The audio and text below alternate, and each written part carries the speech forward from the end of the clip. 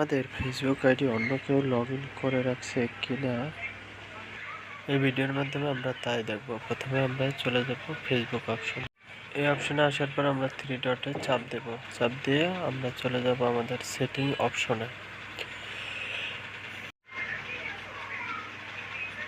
Setting অপশনে আসার পর আমরা এখান থেকে আমরা সিকিউরিটি অ্যান্ড পাসওয়ার্ড এই অপশনটাতে সিলেক্ট করব।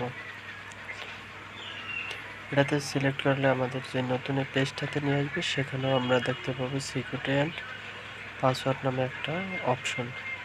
এখানে আমরা ক্লিক করব। তো এখানে ক্লিক করার পর আমরা নতুন একটা ইন্টারফেসে চলে আসব। এইখানটাতে আসার পর আমরা নিচে দেখতে পারবো হোয়ার ইউ লগ ইন, কোথা থেকে লগ ইন করেছেন, এখানে আমরা এটা ক্লিক করব। ক্লিক করলে আমাদের ডিভাইস কোন ফোনে কি নামে সেভ করা আছে, লগ ইন থাকলে সেটা দেখাবে। এখান থেকে আমরা এইভাবে খুব সহজে আমাদের কাঙ্ক্ষিত অ্যাকাউন্ট দেখতে পারবো, বা সেই সেটের নাম কি ফোনের সেটাও এখান থেকে খুব সহজে জানা যাবে।